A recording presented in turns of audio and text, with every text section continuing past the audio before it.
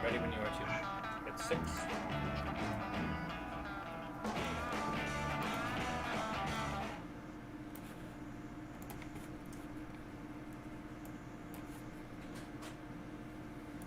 Good evening, everyone. Welcome back. Happy rainy Wednesday to you. This is our 4th online beer tasting. Now, for the first one, we did a little bit of a catch-all. For our second, we had the folks from Establishment Brewing Company, and last week, of course, we had Jesse from 88, who came in and did a great job. This week, we are going to talk about, I think, the most important and foundational craft beer brewery in Alberta, and one that remains incredibly relevant right up to today, because they've got a brand new beer on the table for us today. So with no further ado, I'm going to introduce Shane Groendahl of Blindman Brewing. Hello, Shane. Hello, Shane? No Shane yet. Okay, that's fair enough. So while we work on that, we're going to try opening the Pilsner. Shane, if you can hear me, you just go ahead and jump in anytime you're ready. Yes, I can hear you. Yeah, thanks for the introduction there. So, yeah, my name is Shane from Blindman Brewing. I'm one of the co-founders at the brewery. We started back, seems like ages ago. Back in build-out was establishment of the company was in 2014. Build-out was in 2015, and ever since then we've been wanting to do a lager. So. Small breweries really have a time constraint versus a profit constraint, and sometimes lagers can be beers that are beers that you don't have time to make properly. And one thing that we didn't want to compromise on was the time it takes to make a lager. So our Five of Diamonds Pilsner has kind of a neat story behind it, but it's also a beer that we really take the time to make. So from the time that we brew this beer to the time we package it, it is anywhere from a 7-week to an 8-week beer. So a lager is generally in tank for about 5 weeks. Compare that to an ale per se? Pardon, sorry? How long does it usually take for, so 5 weeks sounds like a long time, but compare that to, say, an ale. How long does it usually take for most of your ales? Yeah, most of our ales are typically about a 14 to 16 day beer. So a matter of days versus a matter of weeks is a big difference in terms of how many times you can turn that tank and how many times you can make a different amount of beer out of that same tank. And what takes the extra time? What is it about taking the time with a lager versus not taking the time? What's the big difference in the glass to the average beer drinker? One of the biggest things we find with our lagers are the fact that it really rounds out the flavor. It allows the residual time in tank for that yeast, that bottom fermenting yeast, to really clean up a lot of the other characteristics in the beer that we find that are more prevalent in a lot of lagers. We really want things like any sulfur notes to be cleaned up and really crisp and really clean, and we want the beer to be really just generally bright as well. So that meaning the kind of visual composition of the beer. For my own sense, I often struggle with craft brewed lagers because I find a lot of them don't really take the time to do a proper diacetyl rest, and I always get a lot of really buttery theater popcorn margarine character, and I get absolutely no perceptible diacetyl on this at all, which I really appreciate. Yeah, thank you for that. Yeah, there's a couple of tricks we play with the temperature ramps during the initial stages of fermentation that allow us to help clean up that diacetyl character, and as well some tricks on the brew house that we use to really ensure that we're pushing this beer through the brewing process in a really clean but yet kind of quick and efficient way. Now, a couple of weeks back, we had a different Pilsner on. We had Establishment's part-time model, which was a New Zealand-style Pil, so very, very fresh and kind of almost an IPA interpretation of a Pilsner. Now, can you tell us a little bit about your interpretation of a Pilsner? This is a very classic style. Like, are you going for Czech or German, or is this kind of your own particular take on a Pils that's different than the rest of the world's? I kind of want to say this is kind of in between a German and Czech Pils, primarily because we like characteristics of both the German and the Czech Pils, but we really wanted something that would feature more so the malt that is grown here in Alberta. So right down the road from us at Blindman, we have one of the key institutions here in Central Alberta is RAR Malting, and they produced starting 18 months ago or so was a Pilsner type malt, and we really fell in love with that type of malt. We really wanted that really to shine through in this beer. And part of that is making sure that we're not overbittering the beer, making sure that it still has a nice classic character of that malt flavor, but also making sure that we can have a beer that is very approachable still, in terms of a familiarity in terms of what people would know to be a Pilsner type beer. Beautiful. Now, are you going all the way back and doing the completely insane multi-step decoction mashing that like the old school brewing books say a real Pilsner is, or is this more of a modern interpretation that isn't completely insane to brew? This is definitely more modern. Yeah, no, we have a very, I guess, simple mash structure to this recipe. It's a single step, single infusion mash. We do not decoct it. We do not do funny things like transferring the decocted wort back into the mash to reheat it or anything like that. It's very simple actually, and we're really just again trying to feature that very nice, beautiful little malt that we get from raw malting to shine through. There are only two ingredients in the grist bill in this, and one is the Pilsner malt, and one is a German-derived Carafoam malt from Weyermann Malting, and that's just to provide a little bit more of that head stability and head retention in the beer. It's not there for flavor. It's only there for its additive measures for the kind of appearance of the beer. Now, this is a reasonably new beer for you guys. I don't think I've seen this on the shelf for more than maybe 2 years. And I believe, to my memory, it was your first foray into lagers, at least your first foray into lagers that we got down here. Why don't you talk a little bit about the really unique packaging on this and maybe kind of the story behind this beer and why you guys went from, wildly successful ale brewing into taking the time and taking the energy and taking all the extra tank space to make a lager, to make a Pils? Yeah, like I said, so it's definitely something that we've wanted to do since day one, to do a lager or Pilsner type beer proper. So there's a couple things. This is actually our second lager. The first go was a collab we did with a brewery called Four Winds, and they kind of helped us out in terms of how do you brew lagers on a I guess craft scale like we are that taste proper. But the lager that we have here, the Pilsner type lager, has a kind of a really good connection to Lacombe. So many people are familiar with the Five of Diamonds as a fishing lure. Here in Lacombe, there's another manufacturing outfit, and they're called Len Thompson. And Len Thompson has roots as another family established company for about a total of 100 years. Not always in Alberta. They started in Saskatchewan, then moved here. So what they do is they make fishing lures, and the Five Diamonds is a very kind of unique and very succinct brand. And so we were actually able to partner with them to use their brand. And in exchange for that, what we do is we actually donate a portion of the sales from every can sold to restocking fish ponds here in Alberta. And so we kind of tie that all together with the idea of it being a lifestyle beer, a beer that is easy drinking and approachable to people that are out and active, people that are possibly anglers, people that maybe have the remembrance of the brand of the Five of Diamonds and can tie that back to a memory, sitting in a canoe fishing with your grandfather or something like that. Those are kind of stories that we really want to draw out with this brand and kind of appreciate the heritage of it and the time it takes to make.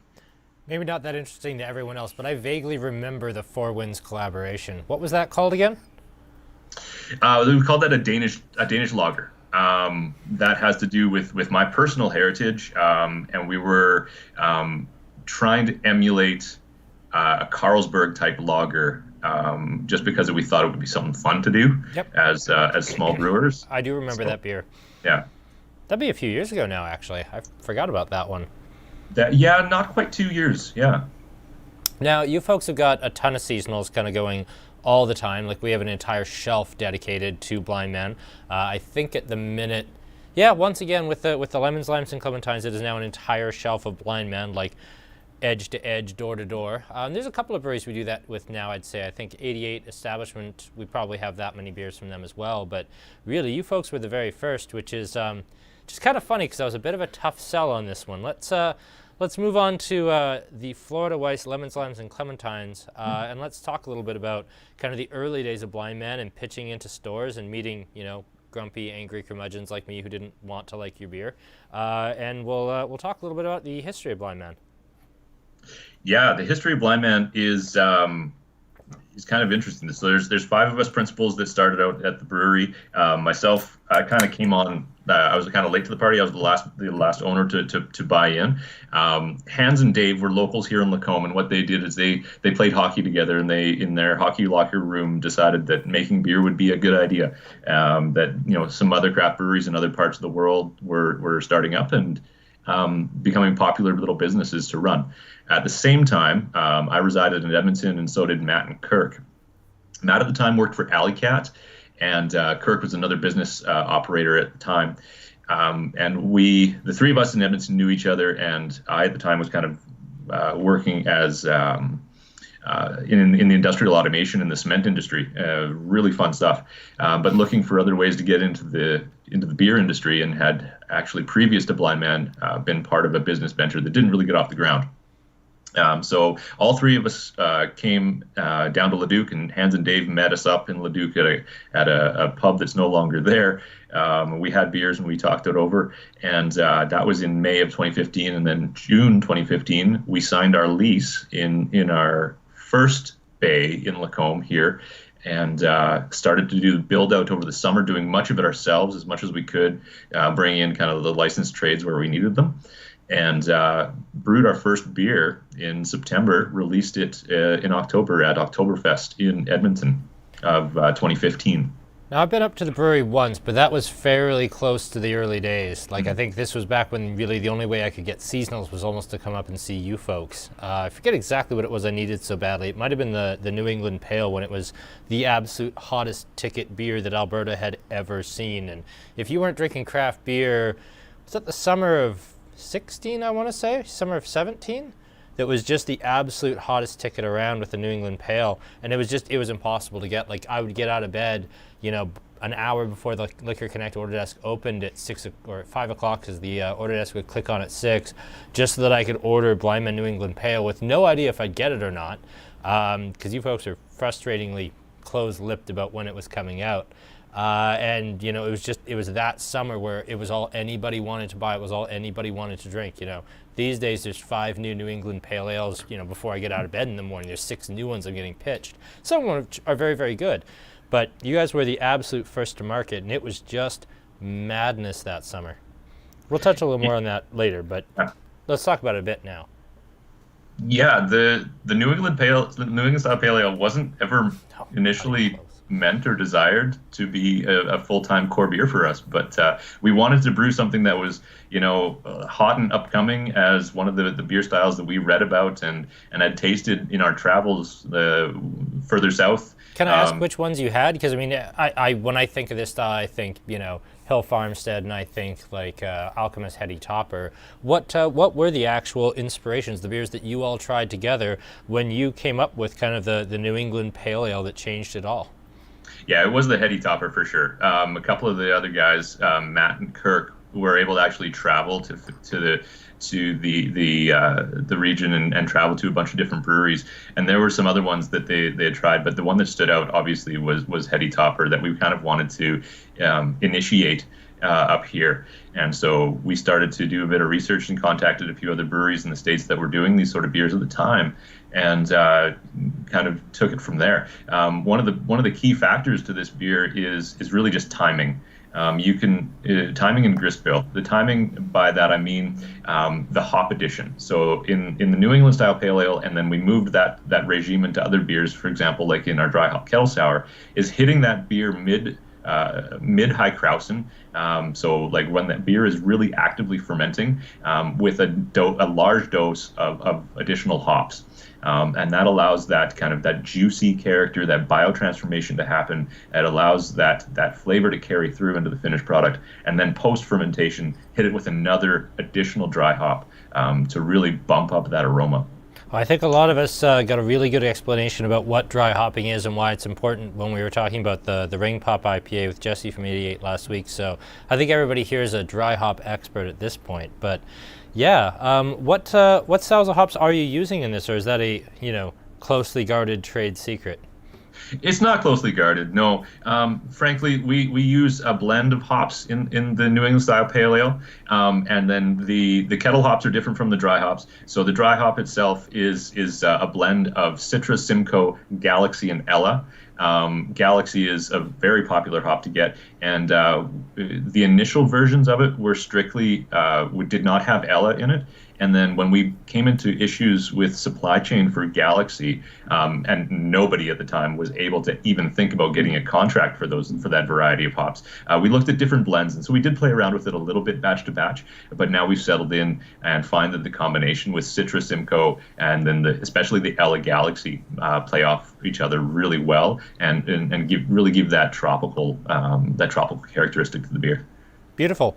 Well, let's talk about the beer that most of us have in our glasses right now, which is the Florida Weisse Lemons, Limes, and Clementines. Now, we had the Plum Blackberry last, and I believe there was a different edition before that as well, though I don't remember the fruit in it. Why don't you talk us through the Florida Weisse series in general, and then bring us right up to date with this latest beer?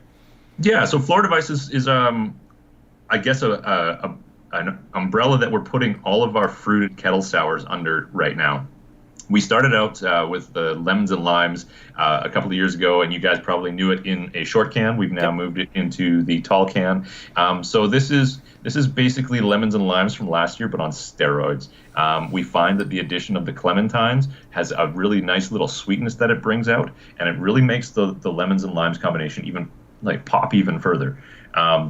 So all of the fruit is hand processed. So we have some zesting machines that we have any brewers that have downtime, any taproom staff that have downtime. They're processing the zest and the juice that we then infuse into finished beer.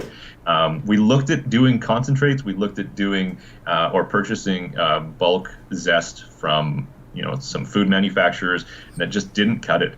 It's this fresh fruit processing that really gets that aroma and flavor into the beer. It's really those fresh oils that we get from the zest of the juice and zest of the fruit that really makes it fresh and bright.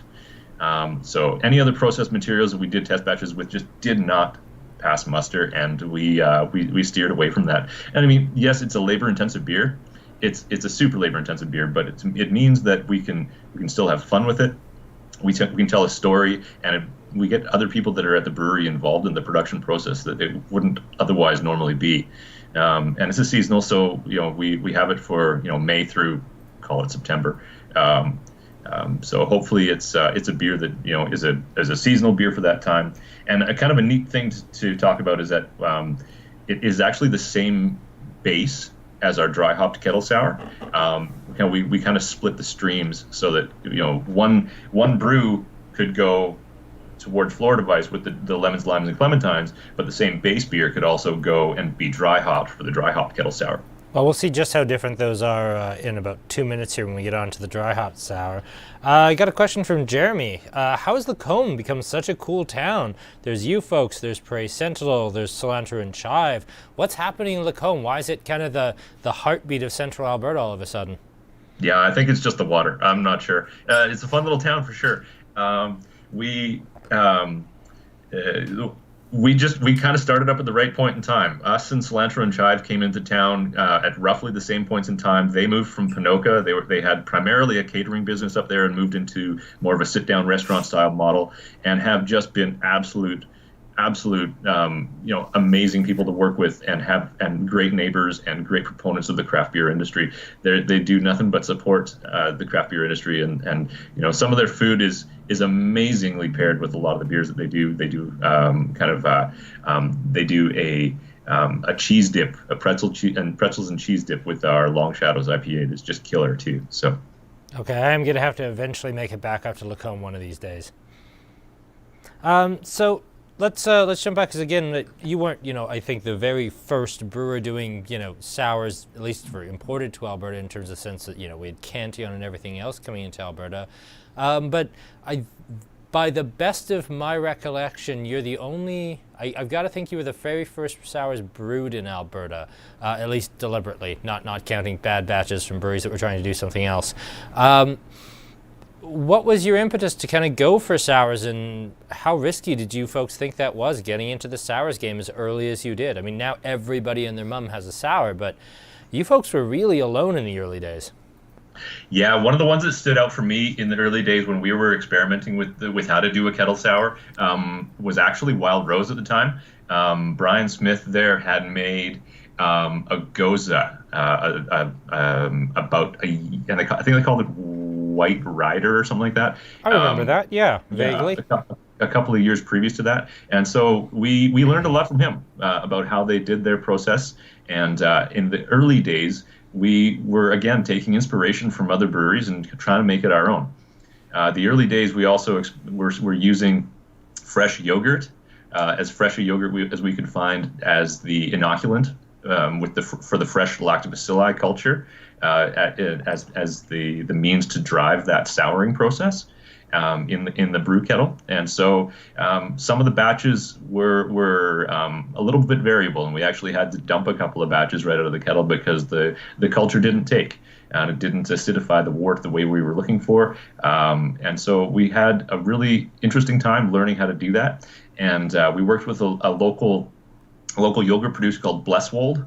And they produce a yogurt here locally. They have since been purchased, but we learned from them what culture they use as an inoculant to make their yogurt. And now we actually currently use a blend of 4 lactobacilli culture as an inoculant for our kettle souring process. And it's actually been an amazing beer. Like we as long as we get our temperatures right and our wort composition right when we're brewing, and our brewers are really good at nailing that. It's basically 13 hours on the nose for our souring process.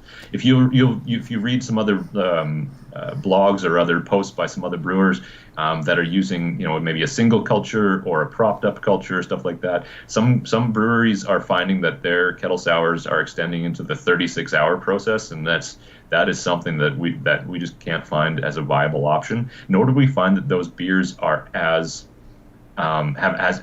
complex a sour profile as our beer does, because I think it really has to do with the fact that we're using four different cultures and fresh pitch every time. We're not trying to save the culture and prop it up or keep it in a fermenter or anything like that. So I think it really has to do with our process.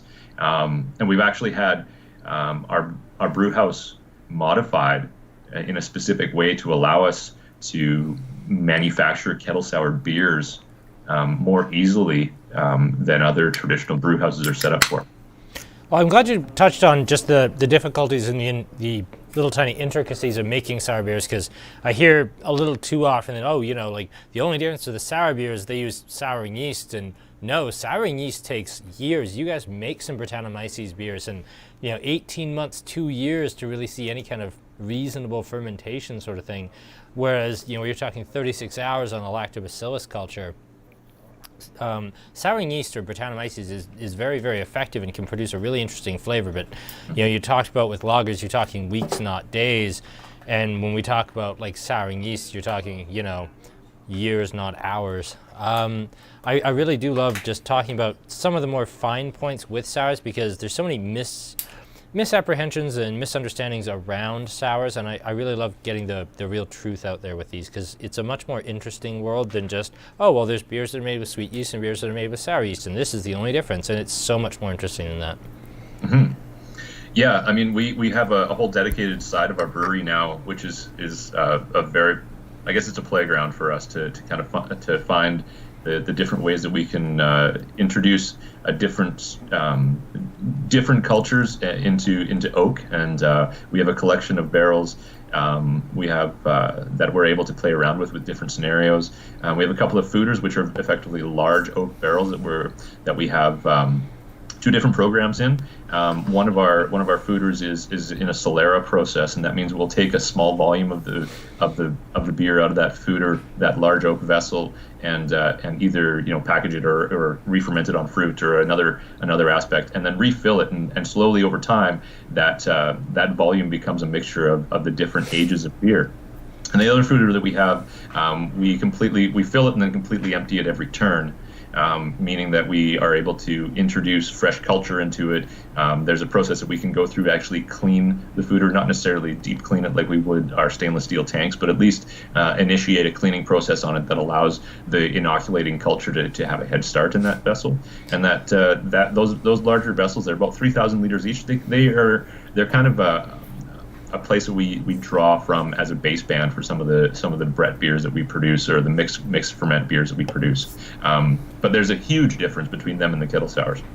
The kettle sours, after we go through the boiling process and kill off the lactobacilli culture, they're clean beers. They're fermented with their single strain house yeast, and they're again they're effectively a 14-16 day beer. Whereas the sour beers that come out of our sour side and our barrel warehouse, those beers are often in barrel for about 18 months. Only with Blindman, and we've had some pretty cool breweries on the last couple episodes. Only with Blindman would you just casually drop in that, oh yeah, we also have this Solera aging program. Just insanity. I love you, Shane. Next up, the final test batch of the dry hopped kettle sour. Now, for a long time, this was really hard to tell apart from the fruited sour because they came in identical cans with little tiny labels. One of them had like this hop cone in a wheelbarrow. The other had just fruit in a wheelbarrow. They were very hard to tell apart even for a retailer. Now they're very different. Like one's called Florida Weisse, one's called the kettle sour. They're happily now in tall cans to match the rest of the lineup. So why is this the final test batch, and what have you determined out of all your testing? Because I think the highest number I saw for experimental batch was batch 13, maybe? How many different versions did you do over time, and what did you learn? Well, so we did 1 through 7, and then redid number 1 because we really liked it. So if you wanted to count it, like we're about 14 now. So it's 15 including the final test batch. But one thing we'll admit to, this beer, depending on when you get it or when you have it, you can probably get a date code and look it up on the bottom and email us. We call this the final test batch. We also call it Kettle Sour 14. Okay. And we're also playing around with the ratio of the hops, not the varieties of the hops, as with all of the other iterations of the dry hopped kettle sour. So the backstory is that every time we brewed a dry hopped kettle sour, we would pick two different hop varietals and blend them together, hops that we thought would pair well together to create a new iteration. And then each new number would then become the new dry hopped kettle sour. And we'd want to play around with that in the long-term hopes of finding a combination that really worked. So Kettle Sour number 1, the reason why we did it twice was because it was amazing. It was Mosaic Galaxy, and it was one of the beers that we've like, as obviously number 1 we came out with first because we thought the combination was really good, did it twice, and we would love to do that again, but we run into production issues where we can't get those varieties of hops as readily as we would like to. So we're trying to pivot on this one, and we're also trying to redefine what we want out of this beer. That's been difficult because of all the iterations that we want. And so my favorite kettle sour out of the numbered series was number 10, Simcoe, but that's one of my favorite hops. So what we've kind of talked it out as a crew, and we've decided what we want to try to characterize and get some more subtle notes out of the hop characteristics of this beer. We want to bring forward some more Sauvignon Blanc character to the beer, some of that more gooseberry flavor, but still retain that citrus bite that it has from the previous iterations. And so the final test batch, and that's where I talk about we're playing with the ratios of the hops, we're not playing with the varietals. So this beer, the final test batch has Hallertau Blanc, Citra, and so we're playing with those varietals in their ratios to try to draw out those characteristics. I'm just going to get some questions here real fast off the Facebook feed. Eric, the pronunciation of the vessel is a fooder, and it is a often open top, but not necessarily. I forget how large they are. Shane, bail me out on the size here. Yeah, our fooders are 30 hectoliters, so 3,000 liters.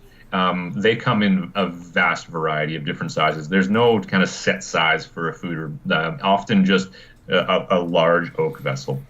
Justin, those are the beers behind me on the shelf. We will get to that in about 2 minutes here, what we are doing, which is going to be an Edmonton profile. So we'll be tasting some stuff from Sea Change and Situation and SYC, but we'll get to that in that long.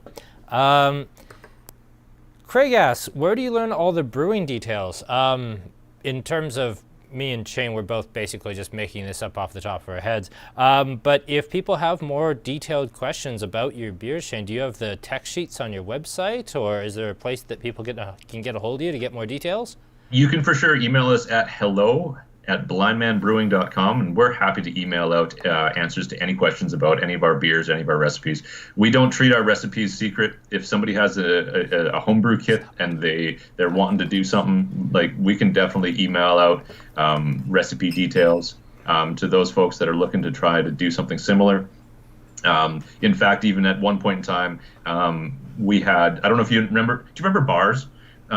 They have tent cards on the table sometimes, in their advertisement.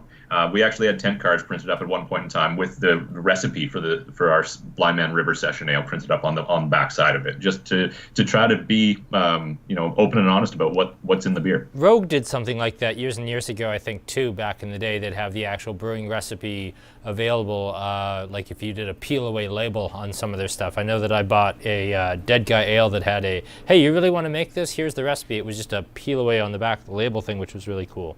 Mm-hmm. Next up, Wade, he is asking, what's the best way to pour a beer from a can into a glass?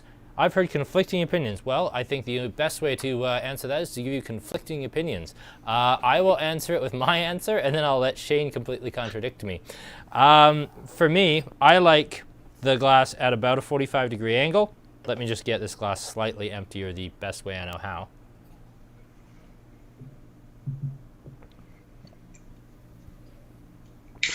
Much better. Thank you for all bearing with me. So I like the glass at about a 45-degree angle, and I like a fairly aggressive pour because I like a little bit of head on it.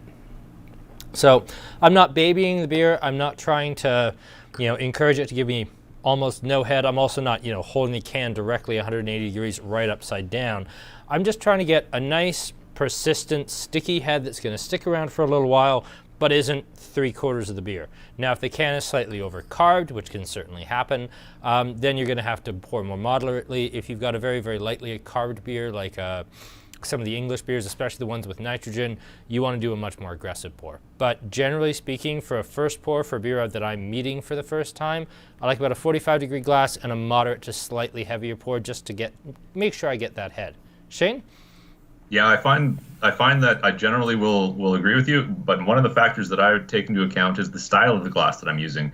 I'm a stickler. I use a glass that is more of a nosing style of glass, something that has more of a I don't know, some people call it a goblet style shape. But if we're talking about like a hef or something like that, then I'm definitely doing a more aggressive pour into one of those really tall glasses to really draw out those flavor and aroma compounds that are coming off that beer. But for me, pouring, and it's also about knowing and being a little bit more, I guess, aware of the style of beer that you're looking to pour. If again, those English style beers that are lower carb, yep, and you want to make sure that you're pouring those 2 fingers of foam, then you can be a little more aggressive. For me, it really depends on how you're looking to do things. And I know our beers, so I know how aggressive I can pour them, kind of thing. But I really want to make sure that we have the ability to get that foam in there, and so that's really absorbing into your face when you go to take a sniff. Other than that, I think it really depends on the style of glass and how comfortable you are with playing around. There you go, Wade. 2 perfectly conflicting opinions. Just going to quickly rip through here. Here's an excellent question from Nicole. What's the difference between a Florida Weisse and a Berliner Weisse? Florida Weisse is a newer kind of colloquial beer term that is intended to signify a beer that is both a quick sour, a kettle sour, but also has a fruit component to it. Berliner Weisse is a more traditional style of beer that originates from Germany. That is typically it's a lacto co-fermented beer, often with an ale strain of yeast, and that is also dispensed or poured alongside. Sometimes they're poured with a shot of a syrup or a simple syrup, or poured with that shot side by each with the beer. There are certain kind of simple syrups out of the Berliner Weisse character or categories they're stereotypical. One is a Woodruff simple syrup to offer a little bit of a herbal bitterness to offset the sourness in the beer. Others are raspberry, and you can find a different complement to those beers. So Berliner Weisse is again a mixed or co-ferment beer with a lactobacilli culture, and they are often co-fermented in the same tank. Whereas a Florida Weisse, the way that we interpret them is a kettle sour beer that goes through a lacto fermentation in the brew kettle and then fermented out in a separate vessel, the fermentation tank, with our house ale strain. Beautiful. Just going to rip through a couple more questions before we get on to talking about next week's tasting, and then we'll get into, I think the reason we're all here, the Blindman New England Pale. Jeremy asks, do you do casks? And once bars are open again and everybody's back to drinking good old-fashioned cask ales, is there anywhere reliable to get a cask of Blindman in town? In Lethbridge, I would like to say yes, but they're you guys are a little far away, you know. We've done a couple of casks in Lethbridge in the past. We've done a couple at Two Guys Pizza. Yep. We've done them kind of, I think, during their Canada Day celebrations, and they've been kind of fun. And we do casks as a couple of different with a couple of different outlooks at the brewery. One is I love cask beer. I love like a simple porter or brown ale dispensed via gravity or via hand pump on cask with that low carbonation. And it's not a temperature thing really for me. So much so that we actually have a proper cask engine in our brewery tap room. And during the regular olden days, we would have every week we would tap a cask on Thursdays and serve that throughout the weekend. The other reason that we like casks is because they're generally a smaller volume of beer, 20 or 40 liters, depending on what you're trying to do. And they're also a different way for us to experiment with different flavor profiles, different dry hops, different fruit additions, different yeast for re-fermenting the beer with. So backpedaling a little bit, the idea of a cask is that it's a vessel of beer, kind of looks like a keg, but instead of the beer inside being force carbonated as with a keg, the beer undergoes a secondary fermentation inside that vessel so that the yeast eats the residual sugar that's left over from the fermentation to create the carbonation in the beer. So often you find that cask beers have a lower carbonation and a little more softer, a little more rounder, versus the vigorous and prickly carbonation that you would find with either a packaged beer out of a can or a bottle or a draft keg. Beautiful. I'm going to get through two questions left real fast. If I don't get to your question right now, we'll get to it after the New England Pale. I'm just going to burn through these next two very quickly, just because they're fairly quick questions. How early do you recommend someone coming in buy the brews, as I seem to sell out early? This one is on me. It'd be fun and easy to put it on Shane, and I'd love to because it'd be funny, but it's not actually on him. I basically forgot to order beer early enough for all of this. That's entirely on me. So I looked around at the shelves and I said, okay, I probably have enough Blindman-ish to make this work till Wednesday.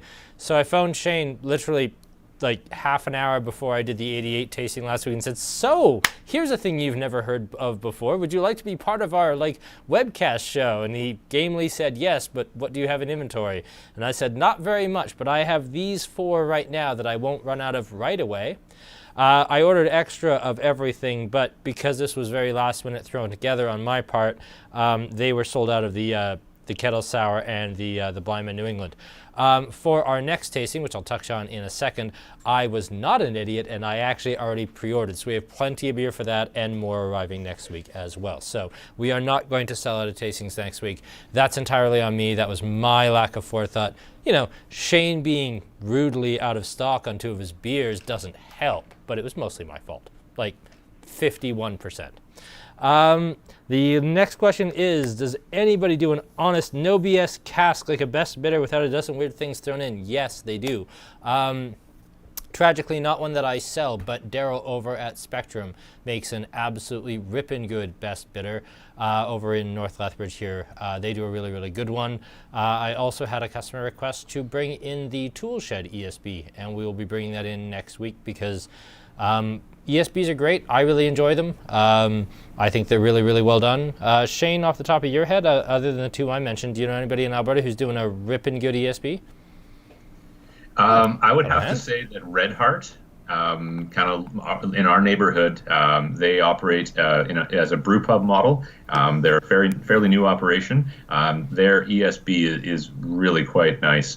They're more of an English-style derived brew pub, and they've been in operation for a little bit less than a year now. And one of their co-founders and head brewer is one of our old brewers that took the leap and opened their own business. So I want to give them a shout out as well.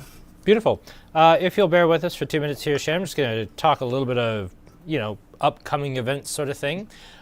For this Friday's wine tasting, we are doing Canada.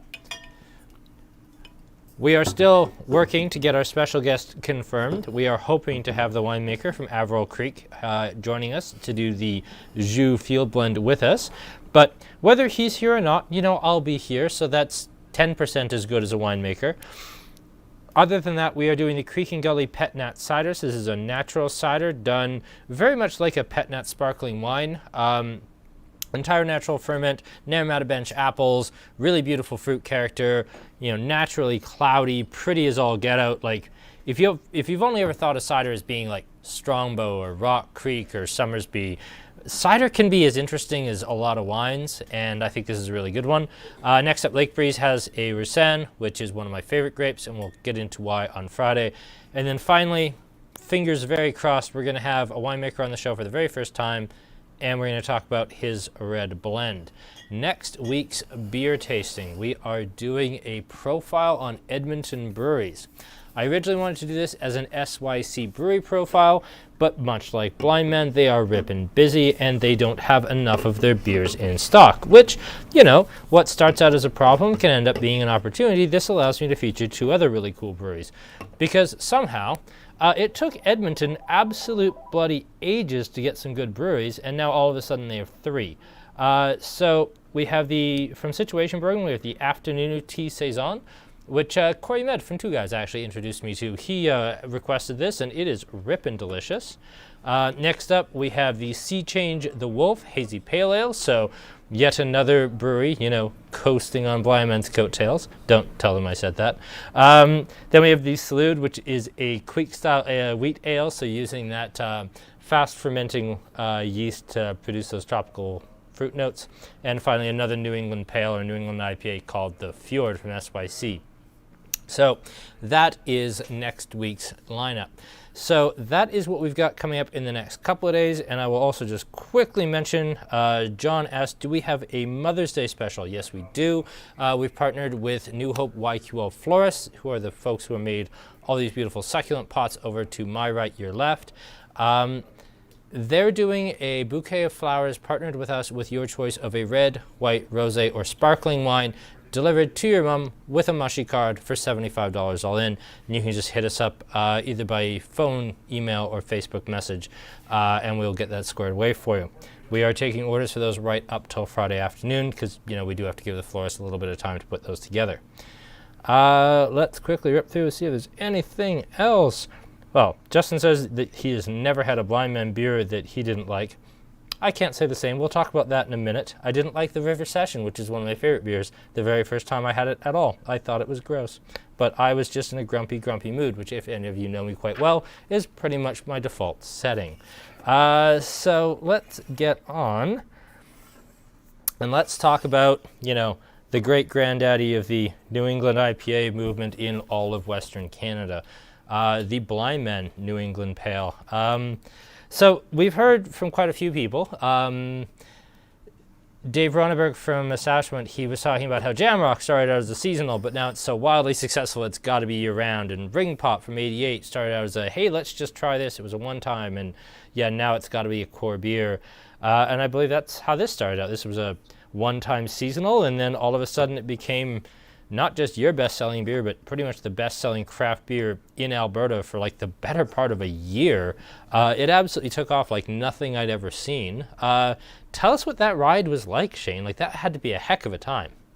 Yeah, it was kind of phenomenal. Again, yeah, it was a beer that we did as a seasonal, as a one-off, just because we wanted to pay kind of homage and try it out. We had really never experimented with the whole realm of what we'll call the high Krausen dry hopping regime, adding hops right at the very peak of the fermentation to initiate that biotransformation, so that the yeast actually acts on the compounds of the hops that are added to the beer to create and help sustain those flavors and aromas that you get in that kind of tropical, juicy characteristic out of the beer. We'd never experienced that, and we've never experimented with that. And so that's where the kind of initiation was for making this type of beer. The other thing was that we wanted to make a beer that had that kind of velvety, creamy mouthfeel, and with some water profile tweaks and different salt additions to the water profile that we're using in the beer. We were able to kind of extract that and make that velvety mouthfeel combined with that juicy characteristic. Really just inlays and lays, tells the tale of the two words that we use to describe the beer, and it's juicy and hazy. So the grist bill is something that we had really fought with for the time when we were first experimenting with the beer. There is a very large proponent of the grist bill that is actually just flaked oats. So flaked oats are a rolled, hull-less grain. They're basically breakfast oats. Exactly. They're quick oats, and they make for a really sticky mash. So oftentimes, if you're not setting your bed correctly, and I've done this a couple of times, it just makes your day a little bit horrible. Oh yeah, I've done it as a home brewer myself. When you get a stuck mash, your whole day is ruined. You're gonna get crawling to bed at 11:30 in the evening, hating life for a 7:30 in the morning brew day. Yeah, it's just awful. Stuck mashes are the absolute bloody worst. Yeah, so we've found ways to make that work. We have a good process now, and it's well practiced. And every time we train a new brewer, we make sure we train them on beers that are a little bit easier to brew than New England or the Kettle Sour, that have a large component of the grist bill is flaked oats.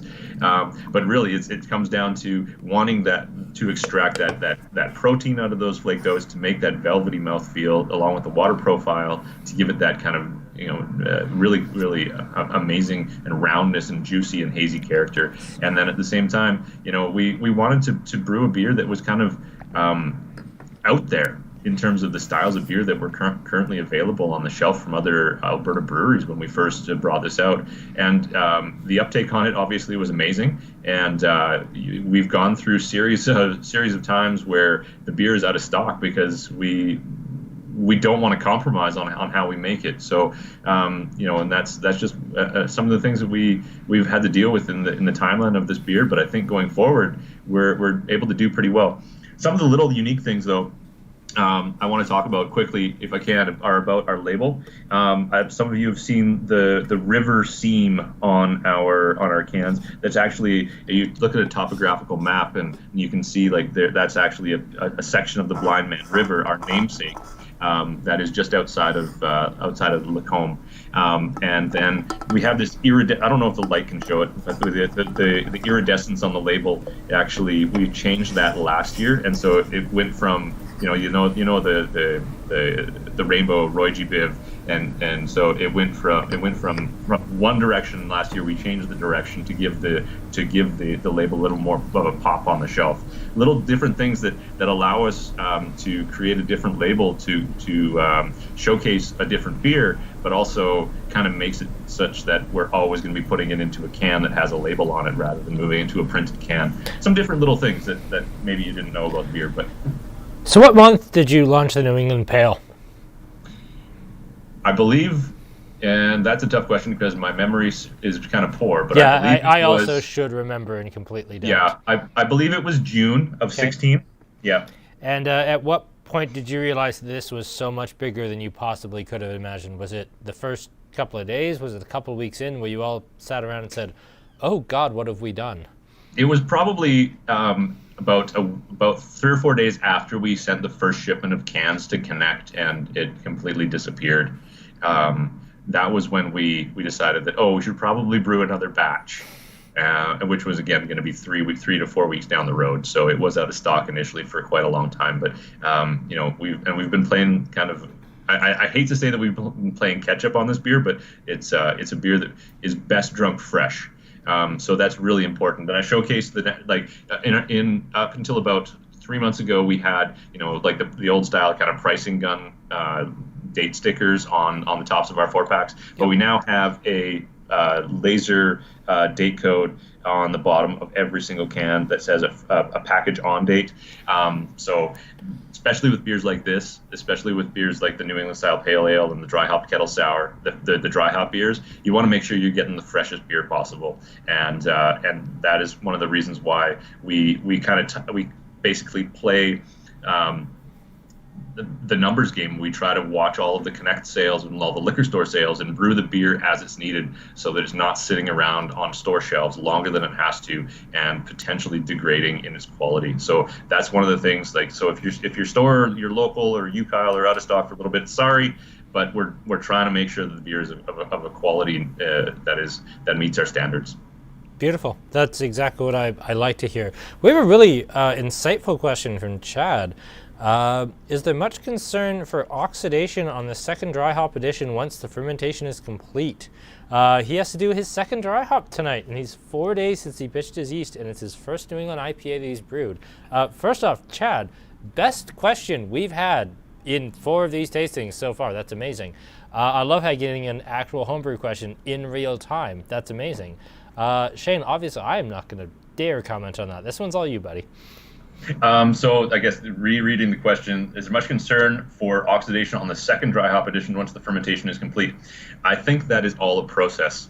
I don't think there is a risk for it if you're mitigating the oxygen ingress on how you're actually applying that second dry hop. I know that a lot of home brewers, when they're doing a double dry hop, whether it's a New England style pale ale or another type of beer, what they have is they'll have kind of a hopper on top of whether they're fermenting in a keg or they're fermenting in a carboy. They'll have some sort of fitting and then kind of a hopper on top of that has a fitting that you can actually CO2 purge that hopper. So what you do is you'll open up the hopper, throw your hop charge into it, close it up, CO2 purge it, and bleed it off. Make sure you're bleeding out all of the air, the oxygen that got into there, and doing that a couple of different times, or playing with that process so that you can dial in your specific set of equipment. But having some sort of device that allows you to then introduce that second dry hop without instituting a lot of oxygen ingress into the carboy or the keg is really key. So for us, we don't have a fancy hop doser, so we do a couple of different things. One is we actually will, on our large-scale fermenters, we have the ability to introduce a layer of CO2 above the beer. Obviously, the CO2 is a byproduct of fermentation, so that is already present in the tank. But we're also have the ability to introduce the hops in a CO2-rich environment without oxidizing the beer. So the other thing is allowing your beer to be on the second dry hop, oftentimes a little bit warmer, so you're not cold crashing right to 1 or 2 degrees Celsius. You're step crashing. So if you step crash to somewhere around between 10 and 14 degrees, your yeast is still going to be active, and your yeast is still going to be going through the fermentation process and off-gassing that CO2, which is going to help mitigate any of that oxygen ingress. So there's a couple of different ways you can play around with it. Everybody's setup, especially on the homebrew scale, is a little bit different, but there's a lot of forums out there, a lot of videos that you can watch and construct something. I've even seen videos of people constructing things out of like 2-liter pop bottles. So it's kind of crazy. Beautiful. Julia, I apologize. I'm answering all of the questions for the Facebook off of my phone, so I clearly missed your question the first time, and I do apologize for that. Are you planning to get in on the Altogether beer or Nova Alberta brewery that is? Yeah, we talked about it internally, and we are we're running currently at a very modified production schedule, which doesn't really allow us to kind of jump at those opportunities. That being said, I believe Outcast Brewing out of Calgary has brewed the Altogether beer. We currently have, though we did talk about it internally. I think it's a really awesome opportunity to kind of come together and showcase basically what the community of craft brewers is all about. And I fully support the idea of doing it. We just don't have the flexibility currently to do that. One of the big things that we're operating under currently is a regime of safety for all of our staff. And so we've actually split our entire production staff into 2 teams, and we're operating on a split schedule such that the 2 teams don't cross over, so that just in case that one of our production staff does fall ill, we hopefully won't have to shut down the entire production of our brewery. So that was one of the major factors that limits us in terms of the seasonals that we're able to come out with and pivot with currently. But it's a really good question, and I think the cause and the idea behind the beer is amazing. But yeah, again, I believe Patrick at Outcast has brewed one. I haven't tried it, haven't had it or seen it on shelves yet, but I think it got released last week. Beautiful. Lance asks, are you guys making disc golf discs or branded disc golf discs? We did have some last year, yeah. I'll have to check our stockpile of swag, but we did have some that were branded last year, yeah. Is that a thing where a lot of you are just big disc golf players, or is this just something where you saw an opportunity and you went for it because it sounded fun, or is like disc golf what you all do after work? It's not what I do after work, but it's what a couple people do as recreation after work. And there's some other folks that come in and had requested if we could do something like that. So thought that was a pretty cool idea. And then on top of that, there was last year one of my trips down to Lethbridge. There was the disc golf course on the west side that we did a little bit of an event with one of the pubs on the west side there, and so we did a little bit of a fundraiser as well. So it was a good little event. Well, thanks for the invite to that, Shane. Very nice of you. Last question I've got so far is, Jeremy says he's been to the tasting room 5 or 6 times, but never over lunch. Do you guys run a food truck out front? And I'll expand on that a little bit. Tell people about coming to the Blindman tap room. What will they find? What will they get to try? Do you do brewery tours? Is there food? Are you guys easy to find? Tell us about going to Blindman when things are different. So coming to Blindman, you're probably going to take the QE2 up from Calgary or from all the way up from Lethbridge, and you're going to pass through the historic district of Lacombe, and you're going to drive through the historic district that has all these old storefronts. You're going to drive past the street that has cilantro and chive on it. You're going to drive past the old Cornerstone building that's there, and then you're going to cross the railroad tracks, and you're going to find yourself in the industrial park, and that's where we are. We kind of call our jokingly our district the car wash district, because there's a lot of car washes, and we're in an industrial bay. I don't think we're difficult to find. We're one of the buildings with the 2 big silos out back, and usually the steam coming out the chimney. So our tap room has gone through a couple of different iterations. We've actually expanded the tap room and built onto the side of the building to have an exterior patio, as well as during the months of May through October, we have a patio that's installed out in the parking lot as well. So depending on the months that you come down, you might see a different set of scenarios there. But 18 months ago, we actually increased the number of draft lines in our tap room from 12 up to 24. So we have 24 draft lines that are able to feature all of our core beers, as well as some unique beers that we come out with. Some of them from the sour side, some of them as seasonal, some of them as unique things. Plus, we have the cask line that I talked about earlier that is on rotation constantly. So 3 out of the 24 draft lines we dedicate to non-alcoholic beers for those people that drive, because we do recognize that a lot of people come and visit us. And hey, one of the hottest growing categories in craft beer right now is alcohol-free. Like, I can't keep the Village Local and the Red Racer alcohol-free IPA off on the shelves. They just go and go and go. It's great to see. Yeah, so one of the things we do is we feature the Annex root beer on tap, which I bet you guys have all probably had. We also feature either a rotating lemonade that one of our brewers makes in-house. The flavors are sometimes there's ginger, sometimes there's raspberry lemonade. Every batch is different, and it's all fun to do. And then also a local kombucha producer called Wild Kombucha out of Red Deer. So we have those options as the non-alcoholic versions. And if you want, you are very much able and capable to order in food from one of our local food vendors in the city of Lacombe.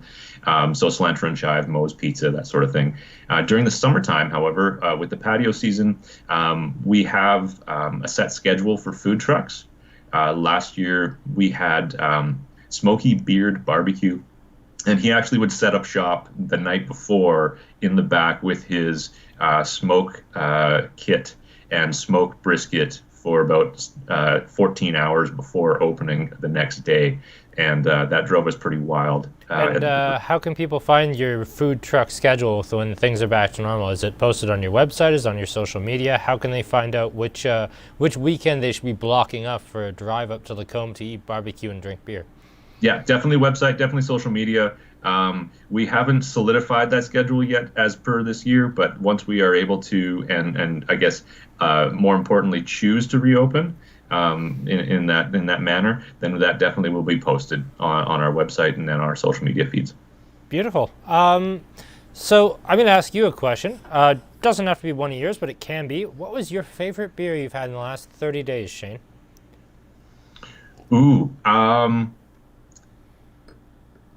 I would probably have to say that I can't remember the name. Maybe you can help me with that, Kyle. But was one of the new lagers from Establishment.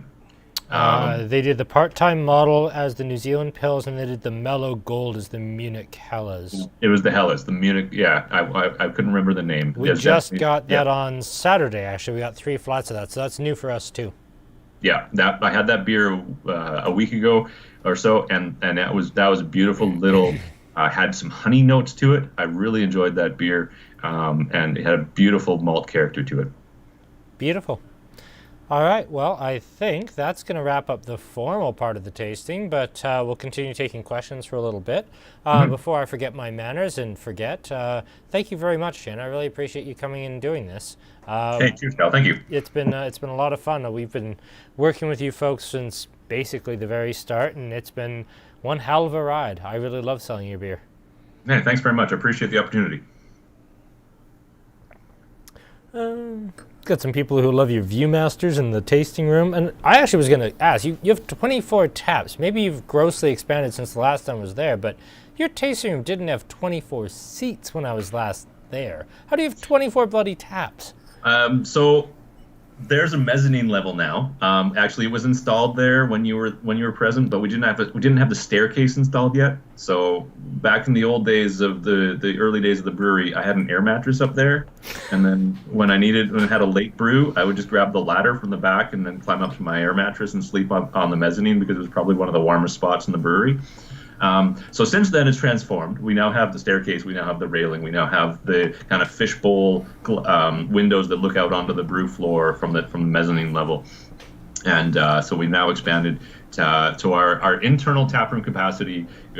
Full capacity is 48 people, and then we have the exterior patios during the warmer months as well that expand that.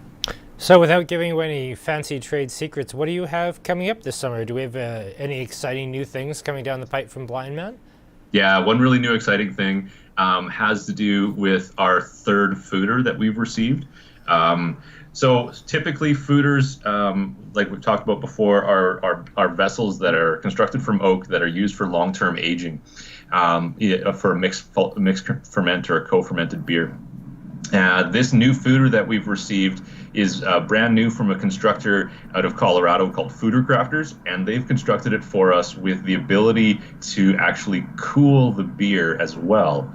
So it actually has a chilling plate on the inside of it, and we've hooked that up to our glycol system, and we're going to be making foeder-aged lagers. So the first one is coming out in mid-summer, and hopefully kind of on a quarterly basis after that. So that is one of the cool things that I'm really looking forward to that has been coming down the pipe for us for a little bit. And when about can we look forward to that one? I'm really hoping that we can get the first turn out of that foeder in about 2 months. Again, it's one of those things where the beer's going to tell us when it's ready. All right, that's why I said approximately. Yeah. I'm not expecting miracles. Anything else really exciting you want to tell us about? The continuation of our sour side projects, and then one of the next releases that we have coming down the pipe is what we're calling our May Long Double IPA. This beer has different roots. This beer has roots as a collab that we did with a group out of Edmonton called Third Harmonic. Their principal is now brewing at Town Square on the south end of Edmonton. Nick Kozub is the fellow's name.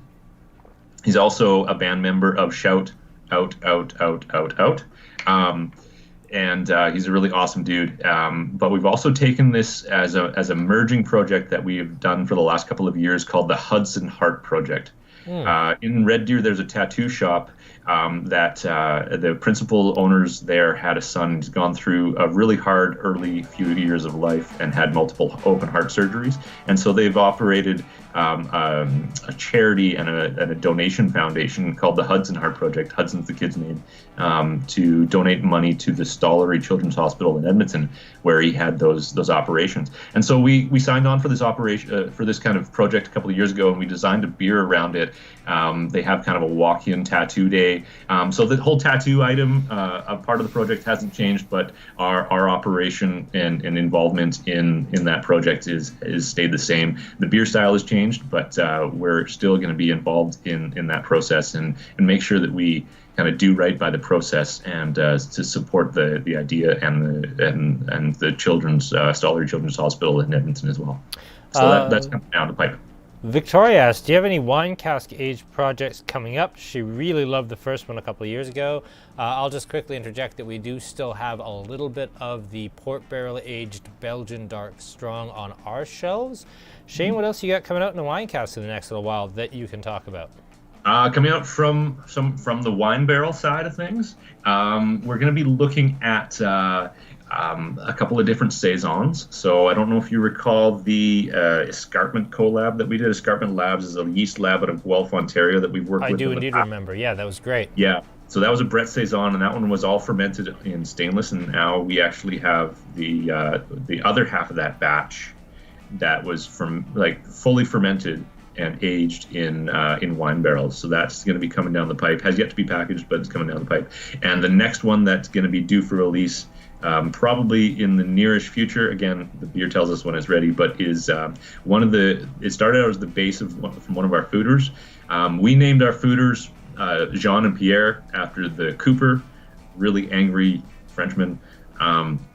His name was Jean Pierre, so we named the fooders Jean and Pierre. So Pierre is the Solera, the one that we take a little bit of beer out, refill it, and eventually the kind of aggregate age of the beer becomes unique.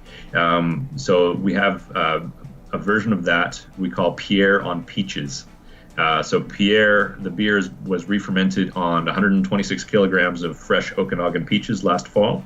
We spent a day dicing up peaches and deep hitting them. Sounds like just a delight of an afternoon.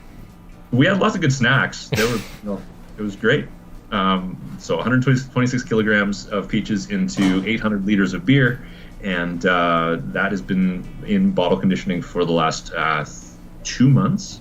Went through a secondary fermentation on the whole fruit, the diced up whole fruit, so that was kind of fun. Like no sanitization of the fruit. The beer was just inoculated with the culture that was in the foeder. The culture then over time acted upon the fruit to break down the complex sugars and re-ferment the sugars in that fruit. So bottle conditioning is currently underway, and we'll be releasing that in the nearest future. But that's kind of been one of the more unique things. And then there's another batch of the cherry beer that we came out with last year on the go as well. That's kind of cooking away. We sourced 326 kilograms of. They were from the Romance series of dwarf sour cherries that were developed at the University of Saskatchewan. The variety we're using this year are Juliet. And so that's cooking away currently as well. So there's some fun little things that are coming out of the sour side.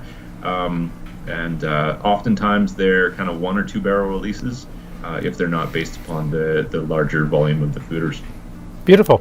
Well, thank you very much, Shane. We are running out of questions, and we are running out of time. So unless you have anything you want to add right at the end here, I think we're going to wrap things up till Friday when we do Canada, and then next Wednesday when we do our Edmonton profile. Shane, you got any last-minute comments? Yeah, I just want to thank everybody for their questions and being involved in kind of making this a fun little event. It's a great little Wednesday evening endeavor, and thank you, Kyle, and the folks at Andrew Hilton for putting this on. Keep drinking good beer. that's all I gotta say. Keep supporting your local brewers, especially you guys, the locals in Lethbridge. They need your support as much as you probably want to support them. So make sure that you support them and show them some love. So thanks everybody, appreciate it. Thank you, Shane. I really appreciate you coming in and joining us. And who knows, depending on how things go, we might have you back on again with 4 completely different beers. Because God knows you guys have enough beers. We could do this probably 4 times and never do the same beer twice.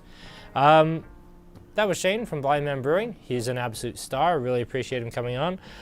Thank you all again for coming out and joining us for this one. I apologize that we sold out so early on this. Now that Shane's not on anymore, I'm going to completely lay it on him. It was not my fault in the slightest. We are going to wrap things up here. Thank you all so much for coming out. Enjoy the rest of your rainy Wednesday evening. And I'll either see you this Friday for the wine tasting or next week for beers. In the meantime, thank you. I've been Kyle with Andrew Hilton, here for our 4th beer tasting. Have a wonderful night, everyone. Take care.